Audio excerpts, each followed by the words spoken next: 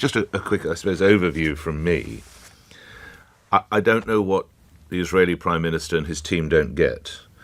You have Israel Katz, the Defence Minister, saying blocking aid was one of the main pressure levers. Mr. Katz, you're starving children, potentially starving them to death. And I apologise for my pronunciation. Bezalel Smotrich, he's the Finance Minister. Gaza will be entirely destroyed. Or so will the... What don't they realise in the Knesset, the Israeli Parliament? What don't they realise that the sort of tactics that shocked and horrified any sane person in the Second World War some 80 years ago, that were applied to Jewish people from across Europe, the starvation, the denial of any aid, the genocide, which I'm not saying this is a genocide, but what don't Israel get? That the horrific tactics that were applied by the Nazis, we're now seeing, in part, some of those tactics being deployed by Israel to Palestinians. So children now will, as one of my contributors just said, will forever live with the effects of malnutrition. People are definitely dying because they are being shelled. It is believed 504 in the last 6 to 7 days. 504. And possibly they are being starved to death as well. And it is reported, although it has been reported many times before by Hamas, that the hospitals are no longer functioning.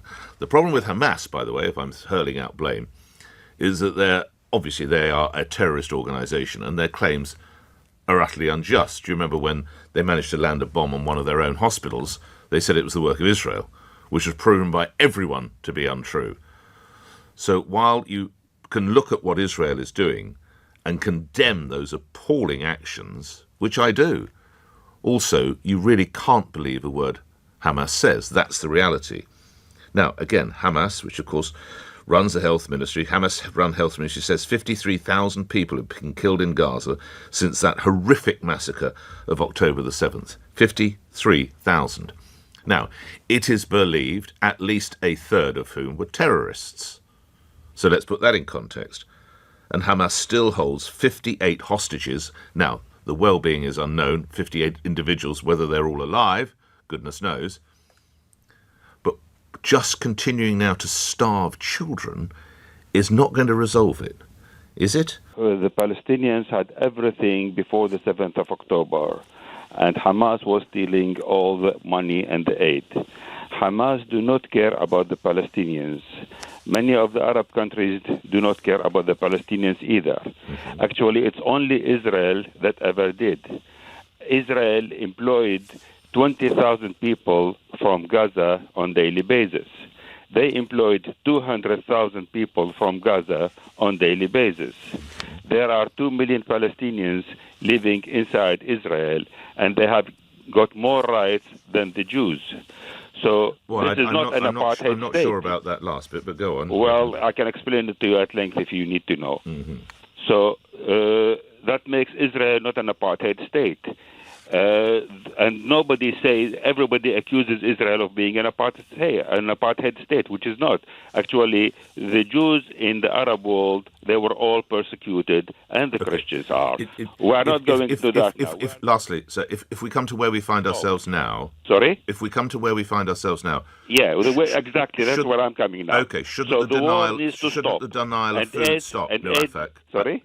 Well, if you'd ask, sir, shouldn't the food be allowed in, the food and the aid be allowed in? Let me answer you. The war needs to stop, right, and aid to flow back, and for that to happen, the pressure needs to be on Hamas. Okay. Let me finish. No, I'm sorry, sir, but they're not going to give up the hostages. Well, so that's their problem.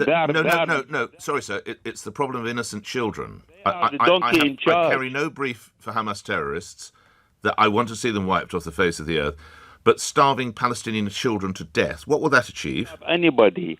But for the war to stop, the pressure has to be on Hamas, and the UK and France and Canada needs to put the pressure on Hamas. And they need to release the hostages unconditionally. How do they put the pressure on an illegal organisation and group of terrorists?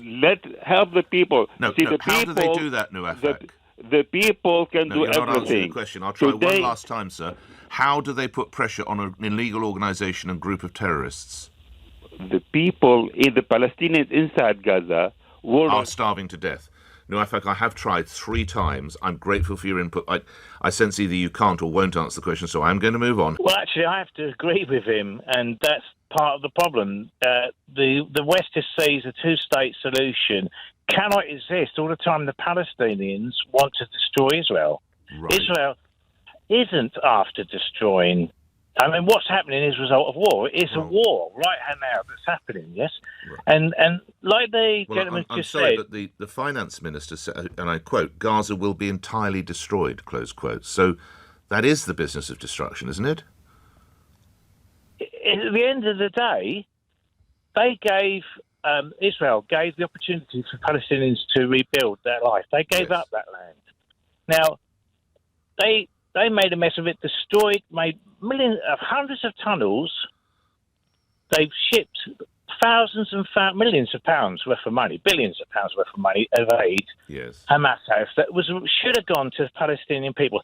I agree that innocent people are dying, and unfortunately, it's horrible. But war, it's a war, and it's not a war of. I think the pressure is on the wrong people. But it's not Israel. It needs to have Israel. You know, they've showed mercy. When they go to take possession of the land, they tell everybody the residents to leave. They drop them leaflets and everything, saying we are coming in. Who does that? Graham, lastly, the children can't leave. They've got nowhere to go. Why starve the children? They're not after destroying their children. But they are. And starving. Children are starving. We now know that. Well, it depends on what media we're listening to. All right. Well, I think everyone accepts there's not enough aid getting and for Britain, France and Canada to take the actions that they did, although many would say not gone far enough, I think it does tell us something. Graham, thank you. How is the Israeli media covering the comments from the British Prime Minister and the other 2 leaders? It depends who you listen to and what you're reading, Nick, to be honest with you. Okay. But I just wanted to say the Qataris seem to be handing out largesse right, left and centre with their planes to Trump, etc. And also they've been giving 5-star luxury to the political wing of Hamas. They could have put pressure on Hamas a long, long time ago to release the hostages. They have done very, very little in that respect, although they're meant to be interlocutors in this peace process. Plus, the fact is that if the hostages are released, it will also release hundreds of prisoners that already have gone through trials in Israel, murderous terrorists, but they don't seem to be interested in getting their own people back. Stephen, how would that pressure be applied? By Qatar. Yeah, but what would it look like? What would they do? What would they do? They would tell the political wing of Hamas to tell the terrorists in Gaza to release the hostages. But why would they listen? That's the point I'm driving at, Stephen. Why would Hamas, a terrorist organisation who like to throw opponents off the roofs of high buildings, why would they listen? I understand that, Nick. So the point being there then is, if they won't do it, what should Israel do? Well, it can't keep starving children to death, can it? No. And I can't imagine most decent Israelis would support that. Are totally to blame. October the 7th, 6:30 that morning, I knew immediately the amount of rockets that were coming in. I said to myself, this is something different. We were caught napping.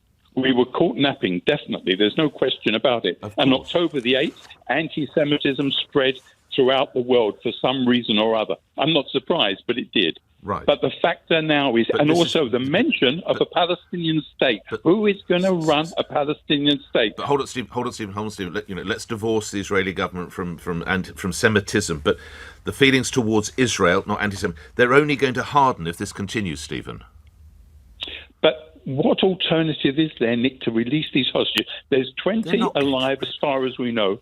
And the others are the bodies that the people want back to give a solemn burial for their own people. But you sound a decent bloke. You can't agree with starving children to try and get some hostages back who sadly might be dead. Nick, there's a lot of food. There was a lot of food still in Gaza. Hamas was storing it, but there was also food available. Now there's more. Listen, there's more food going in now. Let's put more food. Let them have as much food as they like.